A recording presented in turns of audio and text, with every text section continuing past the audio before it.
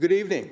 I'm Mike Fortune, and I will be your host for this, our weekly town hall meeting concerning the COVID-19 outbreak here in the city of Hamilton. We welcome everyone watching and listening on Cable 14, 900 CHML radio, and on the City of Hamilton YouTube channel. Once again, this evening, we are broadcasting live from the council chambers down here at Hamilton City Hall. And before we start, it is very important for you to know that we are following all recommended procedures, including physical distancing for tonight's broadcast. In order to promote physical distancing, this town hall is entirely virtual. Only essential personnel are here in council chambers. In-person attendance is not available for residents or the media.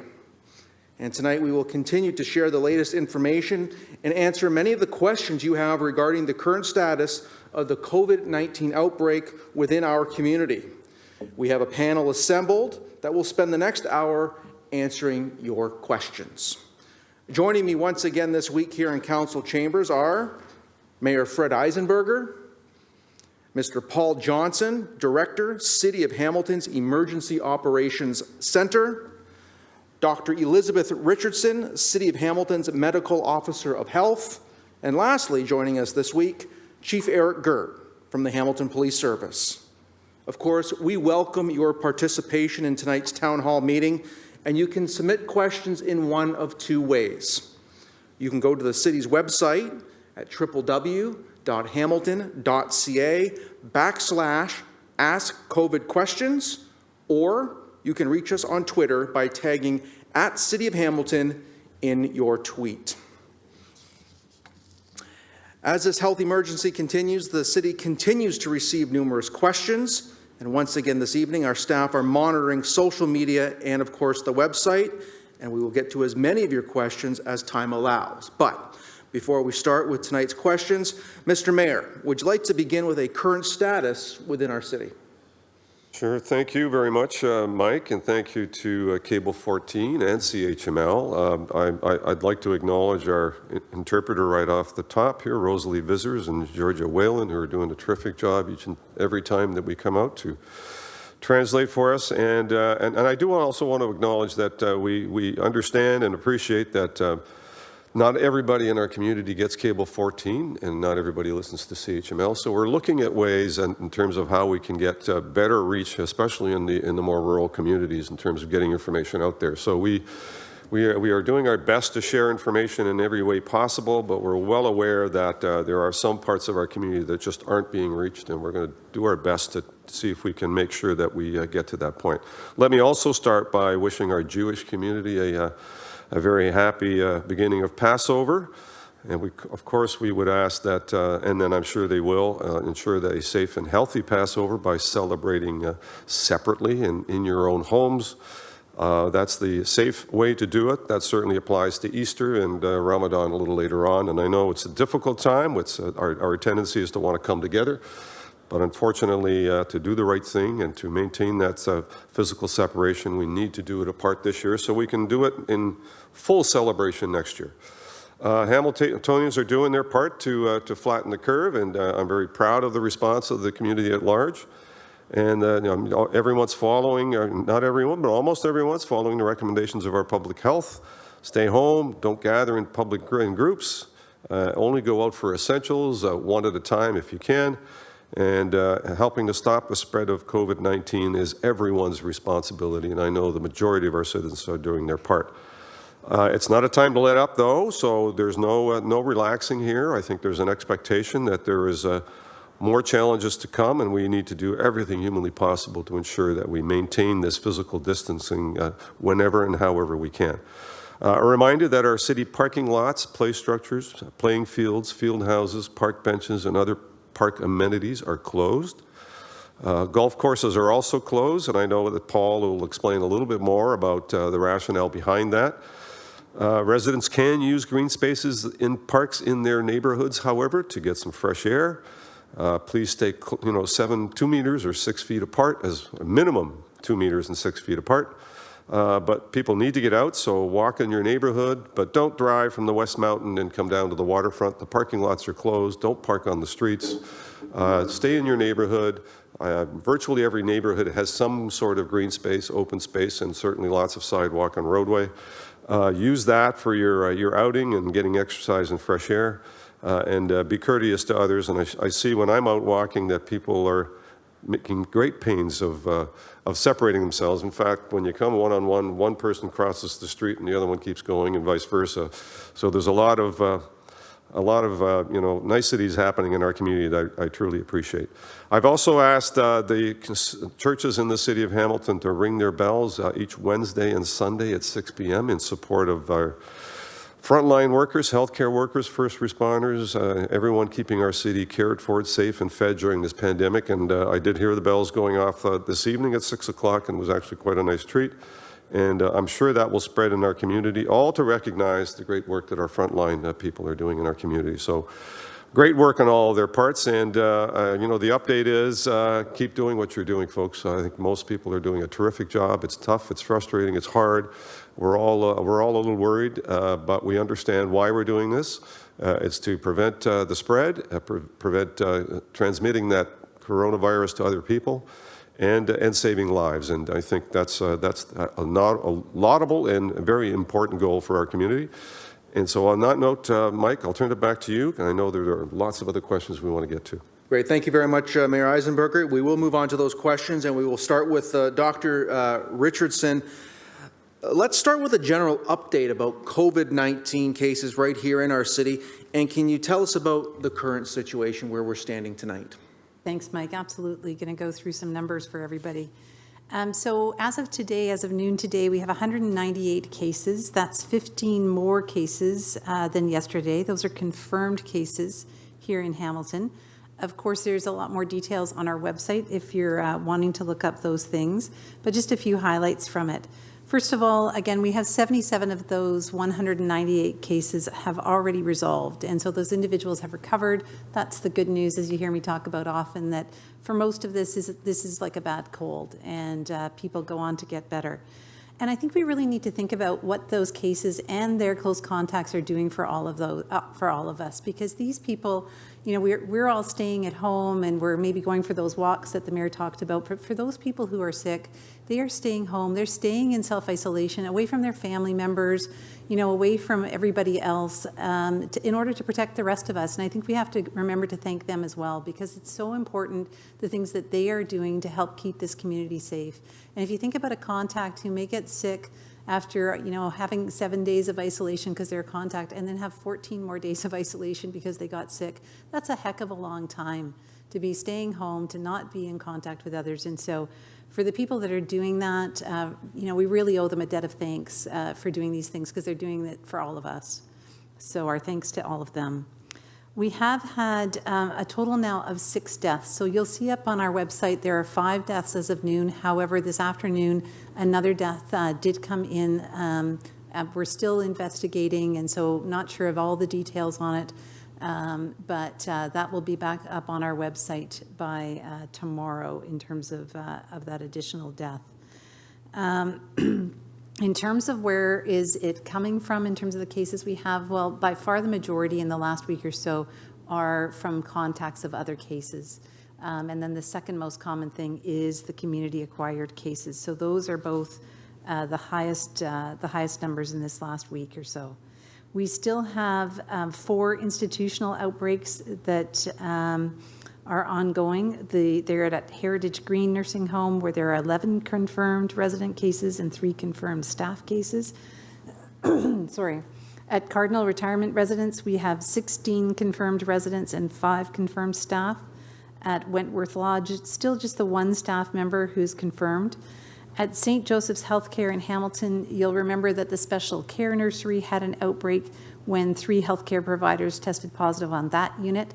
Good news as of today, that all contact tracing is now complete in looking at which babies had direct contact with those workers who had tested positive. And there were 5 babies in total that were contacts. All of those have been tested and all of them have come back negative. So very good news for those babies and those families. And we'll continue to closely monitor that situation with our partners at St. Joseph's. Doctor, thank you very much. We'll now move on to Paul Johnson. Paul, can you give us, please, a general update about the recent work of the city's Emergency Operations Center and maybe some key updates since we sat around this horseshoe last week? Sure. So I think since we were here a week ago, certainly internally, it's been settling into the fact that this is going to be business as usual for a little while in the city. We are going to be closed in terms of public access to facilities and our business offices until late May. And so a lot of our staff are getting into that groove and figuring out how to support the efforts of the city along the way. And I'm sure the mayor will share that, one of the things that our staff and our councillors worked together on was how we could have city council meetings. And so that happened today. We're also supporting people to work at home. We know this is going to happen for a longer period of time, and we still are sending people home. If you don't have to be in an office, we're making sure people are home. The second thing we're starting to realize is, there are impacts in the community where we have to step in and help stabilize organizations that are having challenges with staffing and challenges in continuing to deliver their service. And one of those happened over this past weekend where the EOC, in conjunction with our healthcare partners and public health, had to work hard to stabilize a retirement home that was going through some challenges, not only with the residents who were in the home, some of whom were quite sick, but also the fact that they had got to critical levels in staffing and in provisions of PPE. So the city stepped in certain ways, the hospital stepped in great ways, and we worked in partnership over about a 36-hour period to stabilize those. And that's going to be a theme moving through this next few weeks. There aren't a lot of staff just sitting around waiting for things to do. It's particularly in healthcare, everybody is strapped and working very hard, and staffing levels are hitting some critical points in certain areas. Either people are isolating, or they're sick themselves, or there have been work refusals, and that can quickly put an organization at risk. And so I was really pleased to see us work together as a community to figure that out. The other piece we've been doing is a lot of planning work, and we're starting to execute on some further elements for our most vulnerable residents, those who are homeless in the city. And I know that, some of this is concerning to the public. We see homeless individuals outside a little bit more, especially now that the weather gets better. I'd put this thought in people's minds. If you're without a home and out a place to shelter or stay away, and like the rest of us are, and your only option was to go into a fairly crowded space with a bunch of other people and share washrooms and share eating areas, would you do it? And that, for many in our community, is unfortunately the only situation they have. So we've been trying to figure out ways to keep them safe, to keep the workers in shelters safe, and provide additional services. I'm pleased to say we placed some portable washrooms and hygiene stations at a downtown location there at York and Bay. We've been working with drop-in organizations to extend their hours and their days of operation, and they are doing a lot of work to help support individuals experiencing homelessness during the day and providing tons of food. And I have to say a great deal of thanks to the organizations themselves, to Food Share that's helping out, obviously, is a great organization in this city, but also some nonprofit, charitable, and private sector folks that have stepped forward and are serving meals and helping people out, which is great. But we've really had to address in this last week what we're going to do in our shelter system, because we know this is going to continue on for some time. And so we have worked with a number of shelters for women, for men, for families, and have found ways to support those individuals in better ways. I can say that today we are working towards opening what we're calling a surge shelter, or an additional capacity shelter at First Ontario Centre. It will be a 50-bed shelter, which will do two things. One is provide us an opportunity to have more spaces available for individuals experiencing homelessness. But more importantly, it's going to help our 3 men's shelters to actually lower their numbers within their shelters currently. They recognize that their setup does not allow for the kinds of physical distancing that will help stop the spread of this, and they are very susceptible to outbreaks because of the numbers of people there. So their numbers will decrease. This additional shelter will allow for some overflow. And that is in addition to hundreds of hotel rooms that we have available. In fact, we have 46 people in hotel rooms in the city for various reasons. We have an isolation shelter for anybody who is COVID positive. Thankfully, that is only one individual who has been in the shelter system to date. And so all of these measures are trying our very best to figure out how to ensure that we have the best chance of stopping the spread of COVID-19 among homeless populations. I just want to reflect at the end of those opening comments to say that I think for me, when we come out of this, I'll have to think long and hard about these congregate settings we have in the light of a pandemic. You know, we have about 400 people in shelters on any given night. We have about 750 people who call residential care facilities their home. We have nearly 4,000 long-term care beds and a few thousand more retirement home beds in our community, all in some form of a congregate setting. And we need to, I think about that long term. And when some people say, why couldn't we just put everybody in their own home? The reality is, in the shelters and the RCFs, we simply don't have that many single rooms to do that and the staffing to support it. So we are trying our very best to do the distancing. We're trying our very best to keep everybody safe.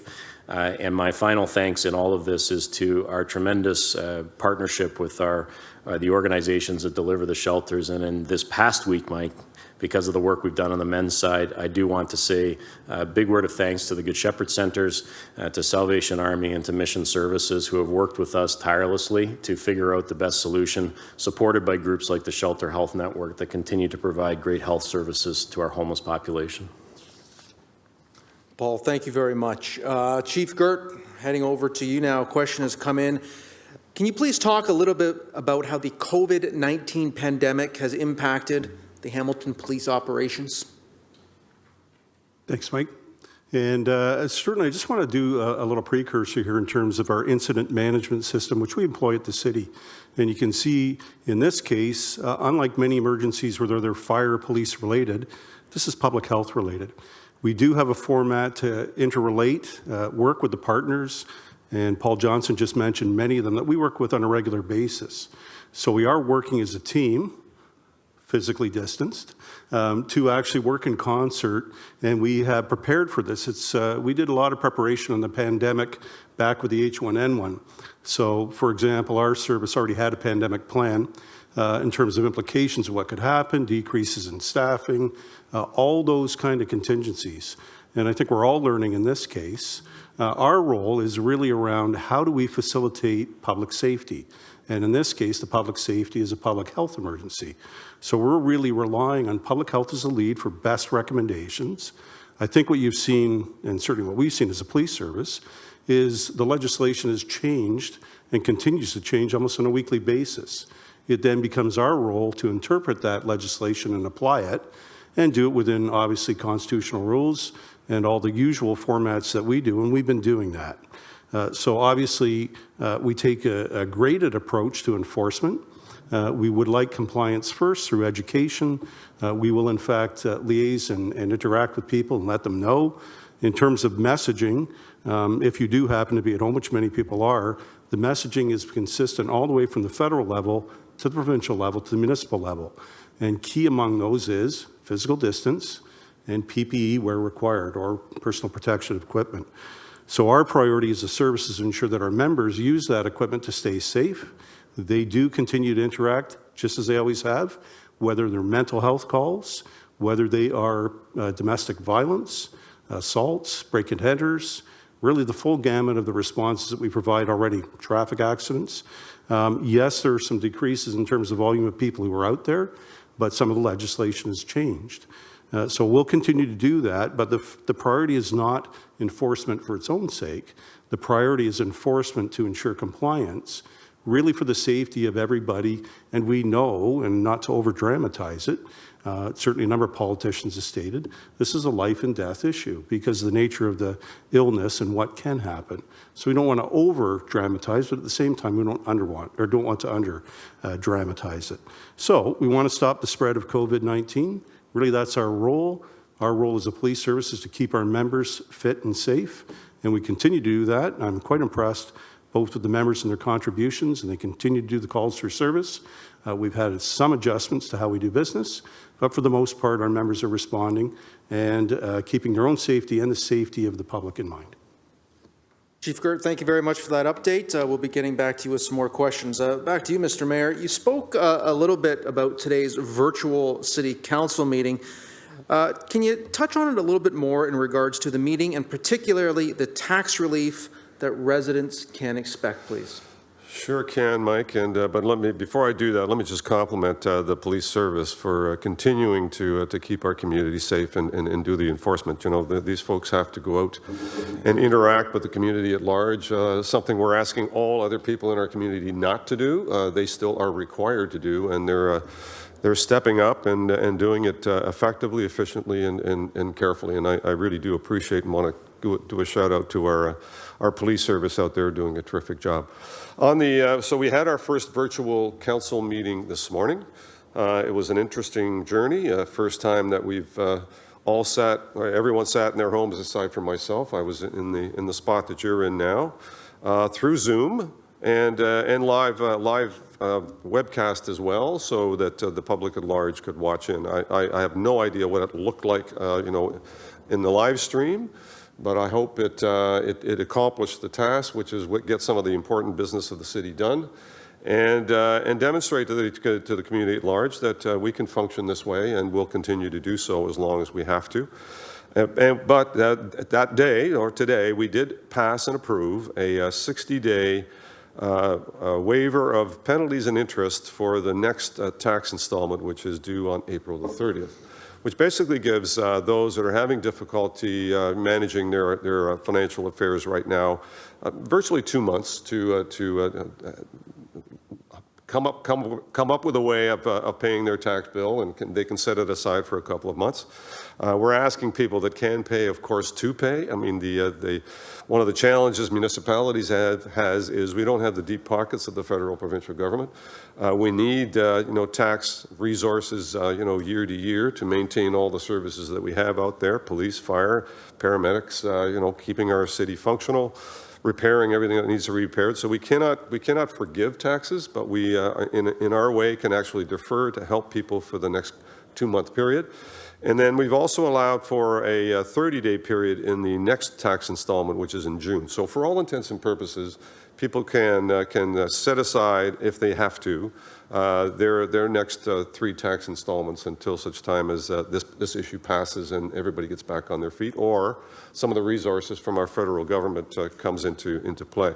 I'm hoping that'll be somewhat helpful, and we do anticipate and expect that more resources are coming from our federal and provincial partners, and we'll talk a little bit about that later. But it is a help, but we also authorized our MLE, Municipal Law Enforcement Bylaw officers, to allow them to fine people $500 if they're not maintaining physical distancing. So it is a bit of a draconian measure, but it's an important one because we know that if you're not maintaining that physical separation and you do infect someone, that is a very serious problem, and that then leads to potential spread.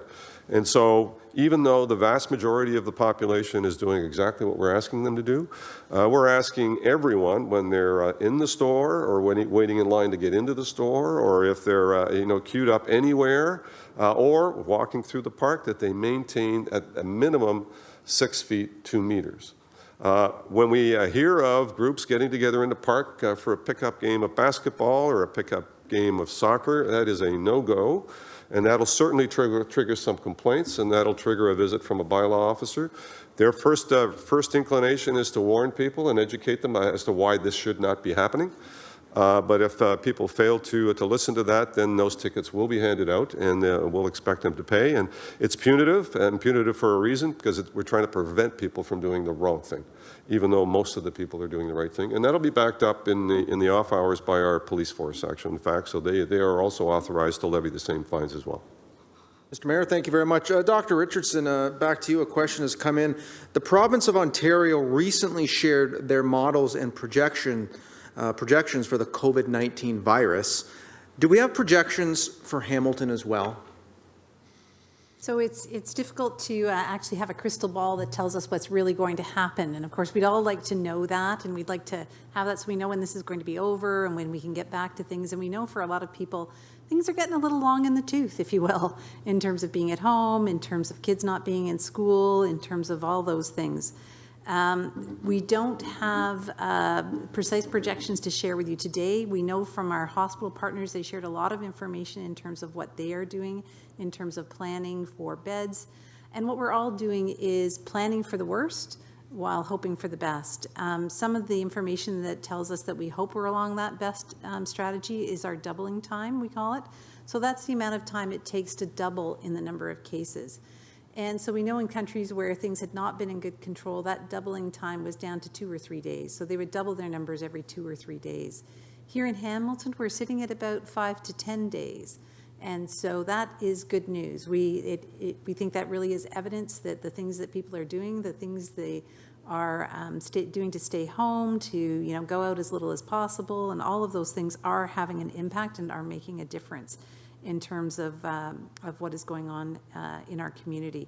So we'll continue to look at modeling and see what more we can project as we go forward, but that's the good news for today so far. Wonderful. Thank you very much for that update, Doctor. Mr. Johnson, we're going to head back over to you. We have received a lot of questions about the parks and open spaces, and then the mayor's even touched on that already too, and some confusion. Are the rules related to the use of some of these areas? Would you mind clarifying, are parks, trails, and open spaces, are they still open? And what circumstances are residents allowed to use them? So I'm going to start where Dr. Richardson left off, and the first piece is stay at home. So I will talk about parks and what's open, but I'm not doing that to encourage people to travel, as the mayor says, all over the city, exploring parks and enjoying those spaces. We are being asked to stay home and only go outside if it's absolutely necessary, and only take trips if it's absolutely necessary. That said, in the city of Hamilton, all our parks are open. Walk through them, run around in them. Let your kid run around in them. We have tons of great neighborhood parks. From my neighborhood days at the city, I remember Bishop's Park in Stinson neighborhood. I grew up on the West Mountain. I remember Olympic Park. Walk through them, run around in them. I live on the Stony Creek Mountain now, Valley Park. I walked the path the other evening, and walking through them is just fine. All of the amenities in parks are closed. Don't play baseball. You can't play tennis, Mr. Mayor. I know that's hurting you. Even the picnic benches and the park benches, not to be used. But in terms of walking, rolling, riding, if those amenities are available in a park, it's absolutely fine to go through. And that's where all of our parks, big and small. We often talk about the big parks, Bayfront Park and Gage Park. So that's why I thought I'd throw in a couple of the neighborhood parks. Because I think the feeling is, well, if I don't go to one of those big parks, how will I get out and enjoy park space? And I will say the one great thing about Hamilton, among many great things about Hamilton, is we have lots of great park space, small and large, across the city. So all the amenities are closed, walk through the parks, but these are parks. And so this question has come up about golf courses. Golf courses are golf courses, parks are parks. Golf courses are closed because they are golf courses. There's a couple of other safety reasons why they're closed. We did notice some people were going out and kids playing in the sand traps because they were dirt areas. Well, they're not maintained and they're not safe to be playing in terms of using them as a sand pit. We do have open water on some of our golf courses, which again are not marked in the same way we would from a safety perspective if it wasn't a park. We also are maintaining our golf courses because our hope is, of course, that they will be able to open at some point, and we quite frankly need the revenue to help out the city's finances. So all of those reasons factor into why they're not considered to be parks, and we haven't designated them as parks, and that's why they're closed. So if you are enjoying our parks and you see lots of people, go somewhere else. Maintain that distance if you can. If it's a little too busy for your own liking, then just go somewhere else. Walk on the sidewalks, walk around your neighborhood, walk the dog near your house. Those are all the good things that we can do. And in Hamilton, lots of the homes that make up Hamilton's landscape do have some amount of space outside. So we're also encouraging people to use their backyards, use their front driveway or front area. And I know that's not for everybody, but in a city like Hamilton, there's lots of space that is inherently there with the homes that we have. And find ways to enjoy the space right around your home, explore your local parks. They're open for you to use from a recreational perspective, but none of the amenities can be used, and they're all signed as such. Paul, thank you very much. Chief, we're going to head back over to you now. This coming weekend, many residents within our city will be celebrating Easter. Passover, or other faith-based holidays. Can you please pass along what advice you have for those folks for this coming weekend? Sure, and thanks, Mike. And obviously this weekend, whether it's Passover or Easter, they're both coming up. Obviously Passover today. They're going to look very much different than they normally would. It is a change. And under the provincial state of emergency declaration, which is provincial legislation, events of more than 5 people are prohibited. So this means that private social family gatherings or religious celebrations for Easter, Passover, or other faith-based holidays as they come up can't take place the way they used to. So residents who are organizing or attending gatherings of more than 5 people may be charged under the Emergency Management and Civil Protection Act, and it carries a fine starting at $750. It does include private residences, and this just recently changed. Residents celebrating Easter, Passover, or other faith-based holidays should find alternate, I think Paul Johnson just mentioned them, and creative ways to celebrate, gather, and worship during that time. I do know, for example, in the papers today, they had a virtual service hosted down on James Street, that you can basically watch it on TV. And I mean, that's existed for a number of years in terms of people observing their faith that way. So you can connect with your faith leaders to learn about the options they've come up with for worship services. Could be Zoom, it could be Skype or other online channels. But also spend time with your family from a distance. Host a virtual family brunch or dinner online.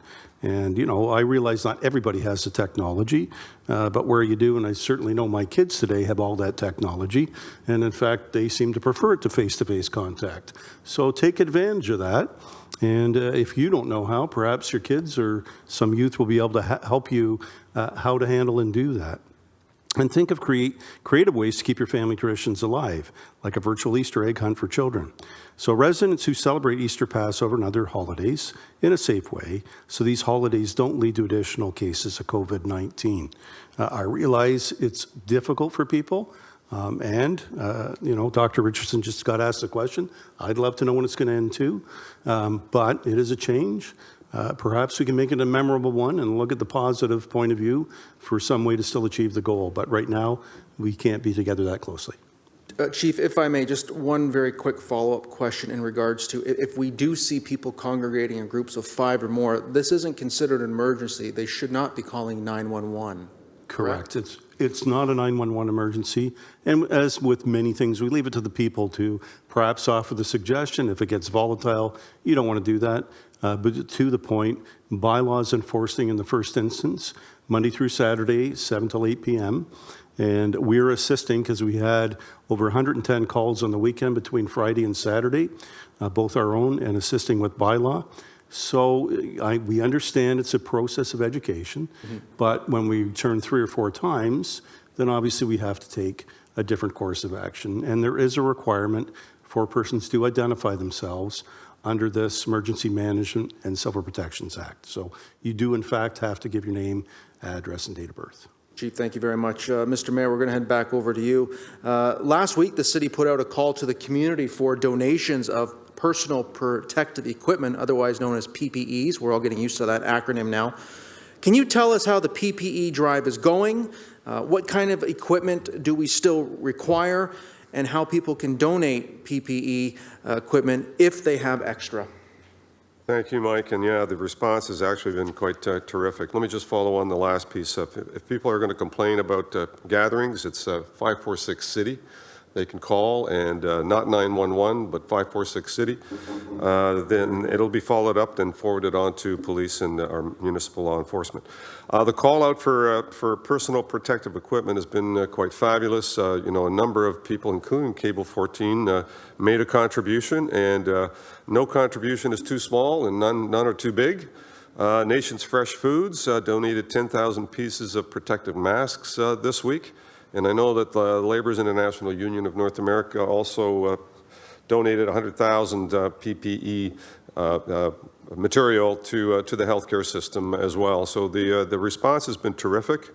We could use more, as always. So folks that want to donate, get a hold of us at ppe@hamilton.ca or call 905-546-2424 at extension 2257.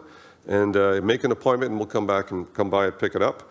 I also want to acknowledge some companies that are retooling themselves to making equipment for the healthcare system and delivering. So Cargojet is one of our major, the major location for Cargojet is in the airport in Hamilton. They are one of two carriers that are delivering PPE products across Canada, in fact, picking them up around the world. So thanks to them for their great work. We have Felfab that's retooling their operations to produce protective privacy curtains for our healthcare system and to protect their units. Bionic, the company in Hamilton that's producing face shields for frontline workers. Nico Apparel, making non-treatment related surgical masks for Hamilton Health Sciences as well. And Webability, which is a custom software for healthcare management company. They have an app that collects community data to identify trends before they hit local hospitals and clinics. So there are many that are stepping up and providing their services or their technology to help us manage this crisis. There's others, Dose Stamps, which is producing protective masks, 3D printing them actually in Hamilton.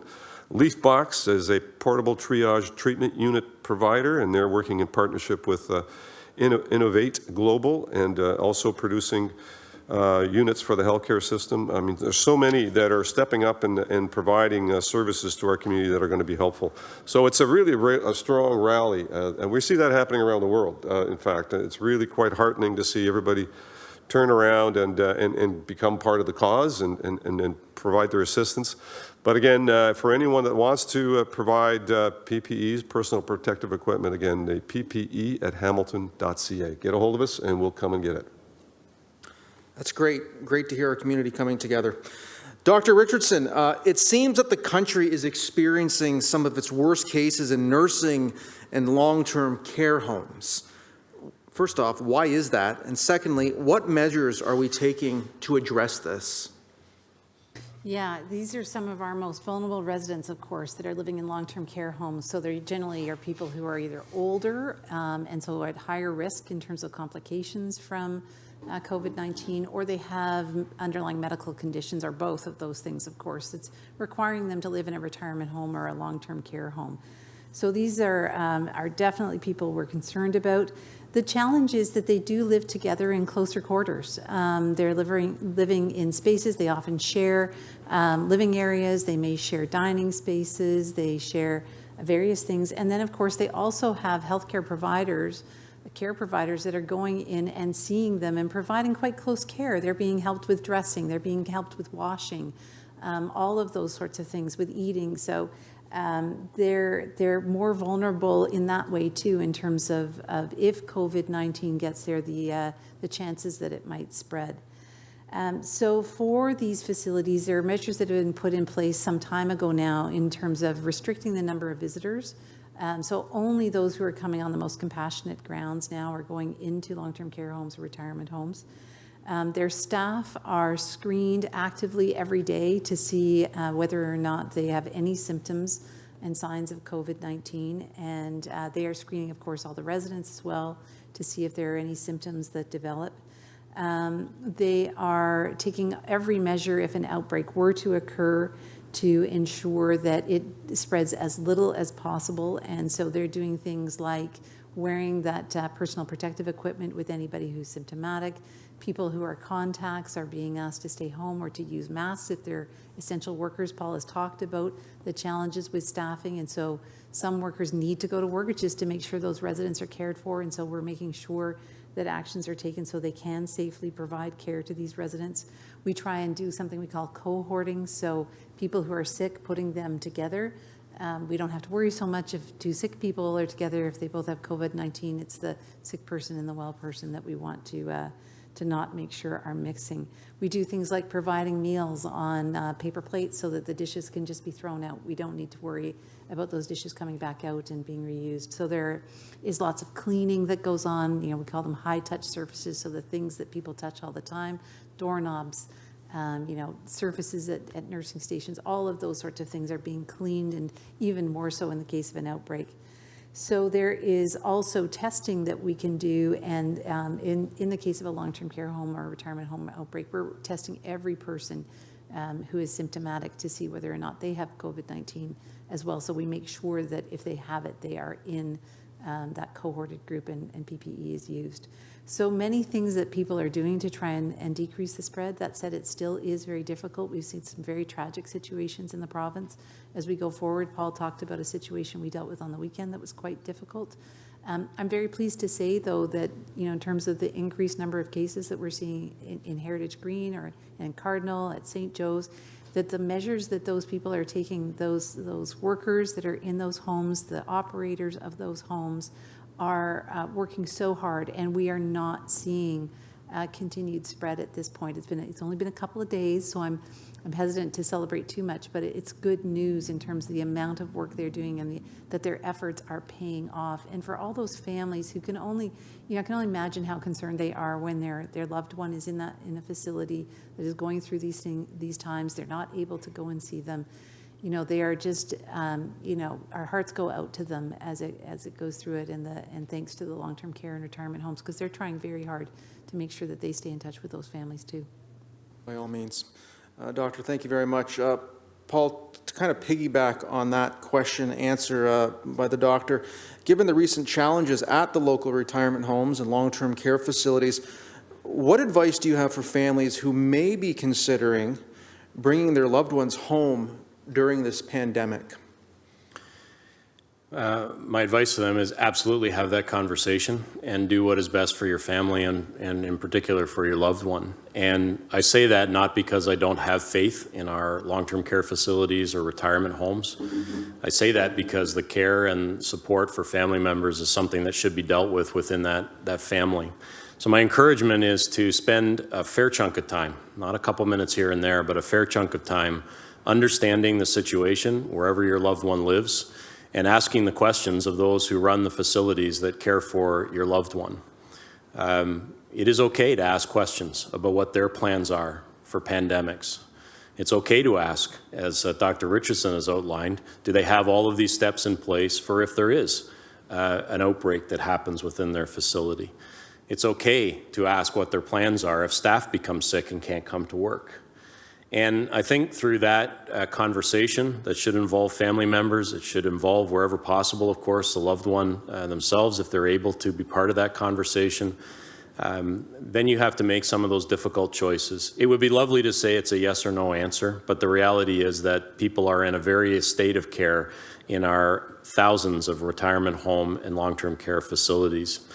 For some in long-term care, their care levels are probably too high for any family to welcome them back home. It would be too much of a challenge. They're not going to be able to go back to the long-term care facility, and so you'll be left with that care for several weeks or even months. So all of those questions will need to be worked through in each family situation, and they're each different.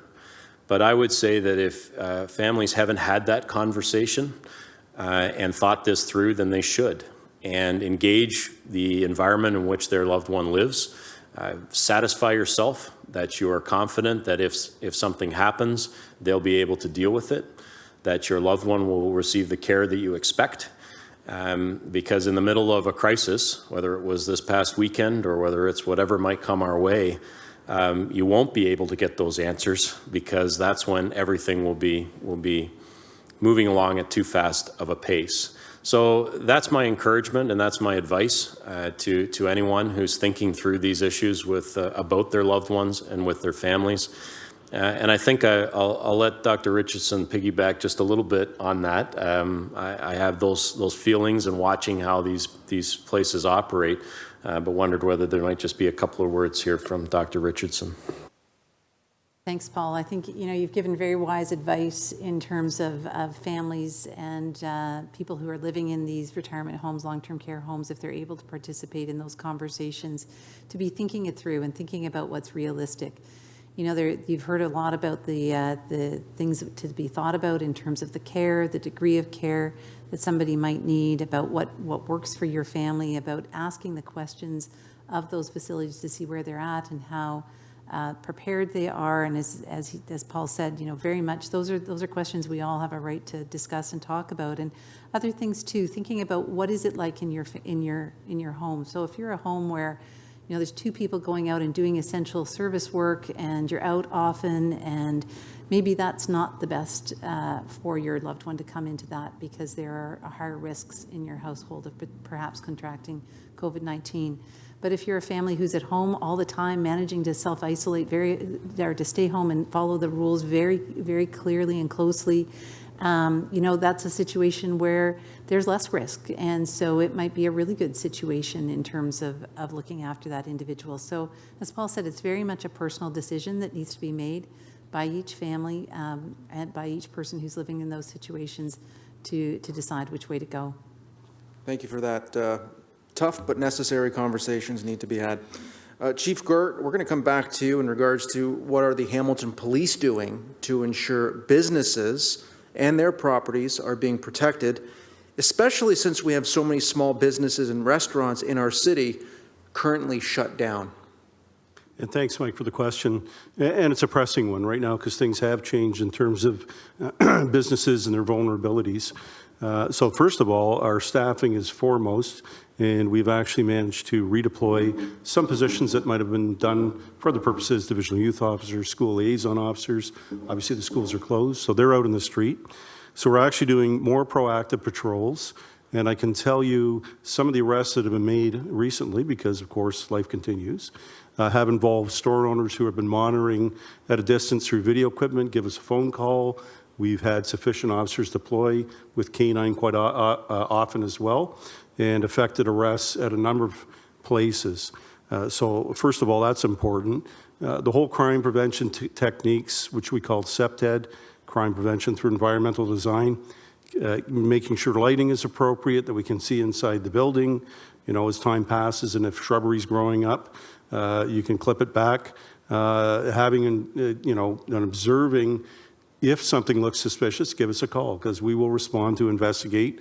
We know the vulnerability of businesses, but actually one of the benefits is there just aren't that many people on the street as there were before.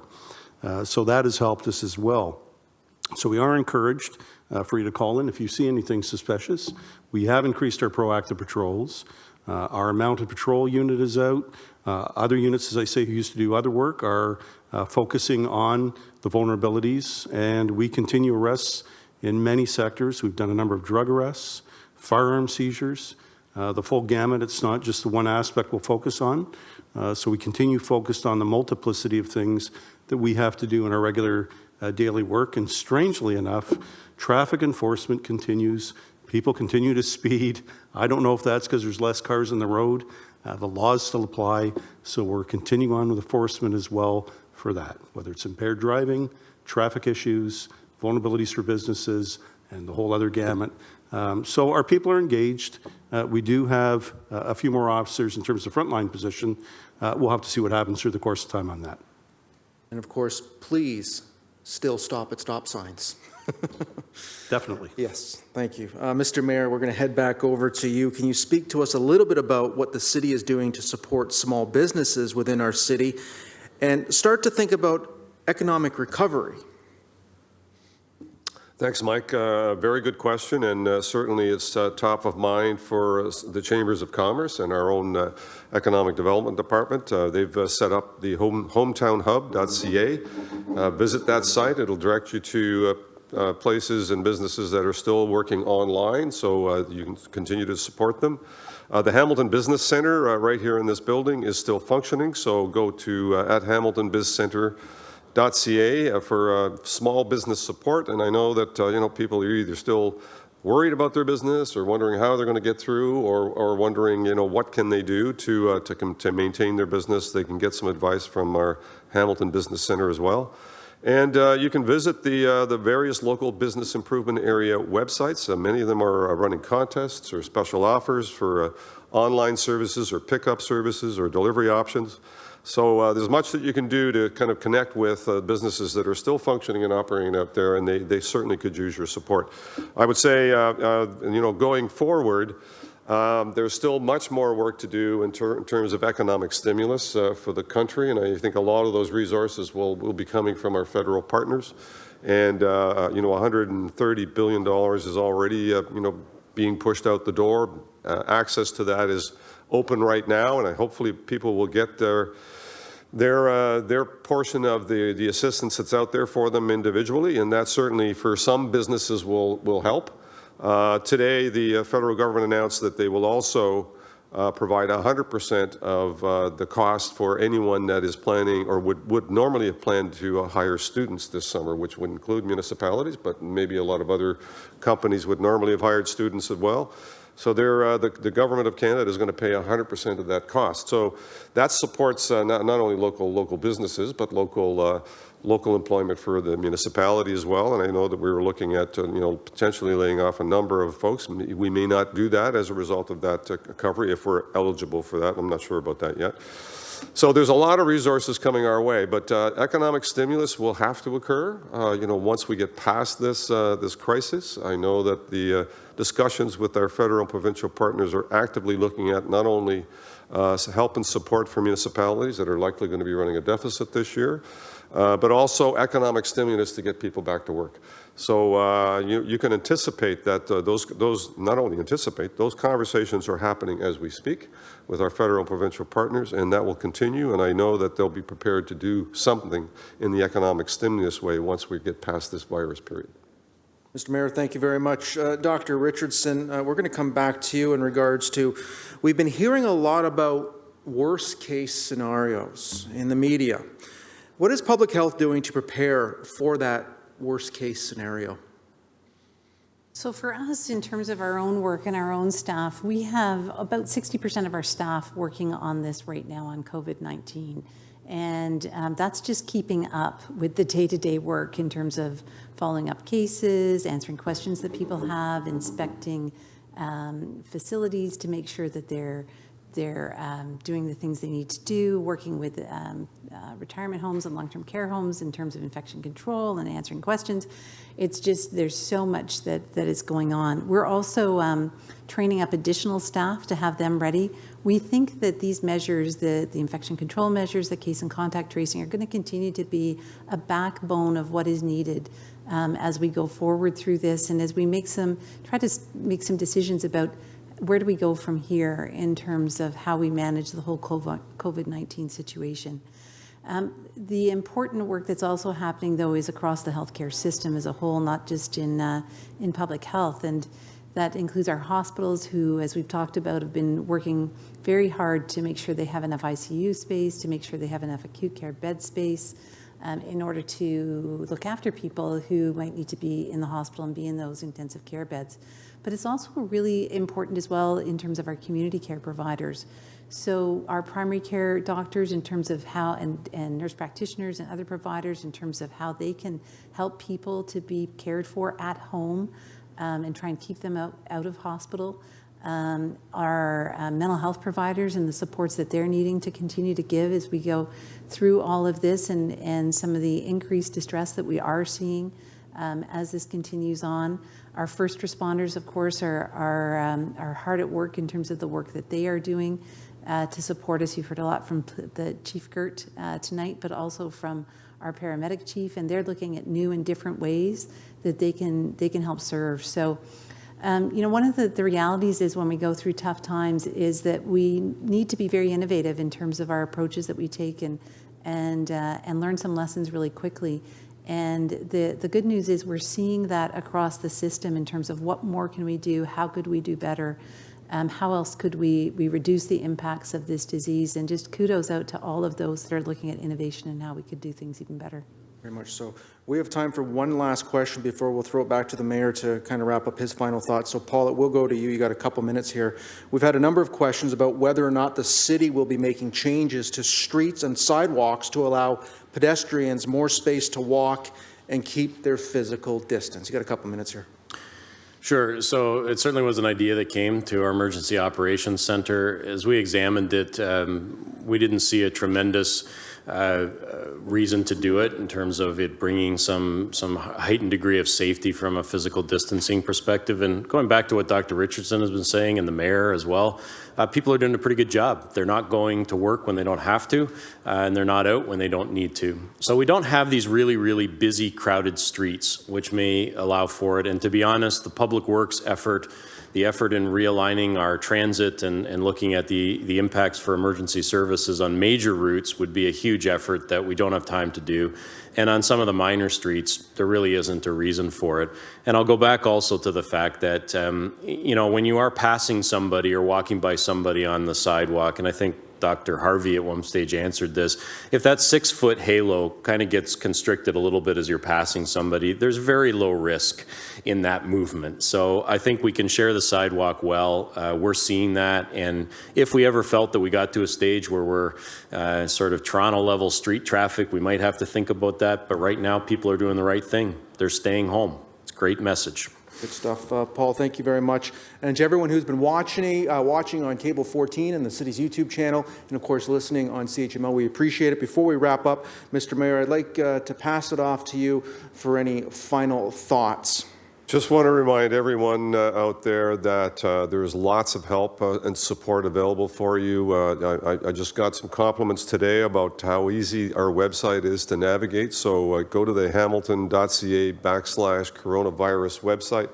All of the information in terms of help and supports, whether it's mental health or kids helpline, or whether it's financial supports that are being delivered by the federal or provincial governments, are on the website. So you can go to one source, get all the information you need, and make all the connections that you need.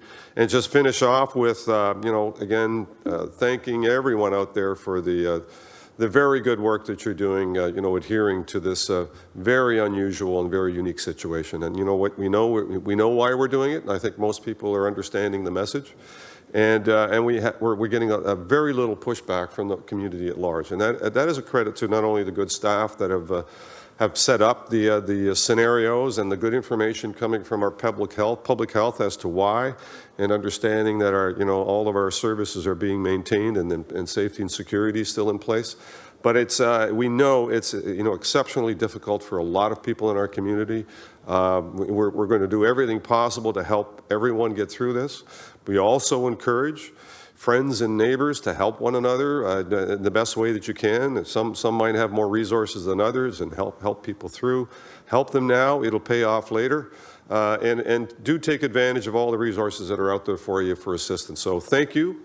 Happy Passover for our Jewish community, and for those that are looking forward to Friday and a hike, don't do it this year. Take a rain check. You can go on a hike some other time. This is not the time to kind of back off of our physical distancing. This is a time to maintain that position. And if we do that, we will get through this together and come out of this, I think, a stronger and more knowledgeable community that is ready for any next event that might happen. Thank you very much, Mr. Mayor. And of course, as we all know, the Easter Bunny is an essential service, so he will be out this weekend.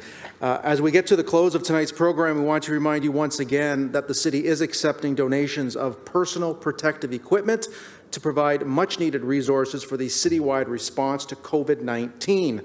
The equipment will be provided to frontline workers, emergency responders, and other health professionals. The types of equipment that will be accepted include surgical masks and N95 masks, impervious gowns, gloves, face shields, swabs, and hand sanitizer. The city is requesting these items from local healthcare providers, pest control, hospitality providers, nail salons, and construction companies. Homemade equipment will not be accepted.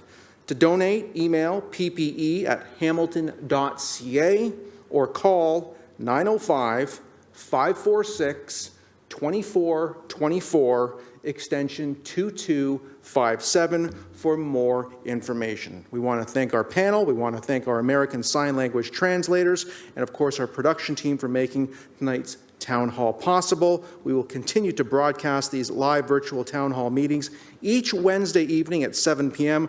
right here on Cable 14, the City of Hamilton YouTube channel, and of course on 900 CHML. Thank you very much, everyone. Have a good night.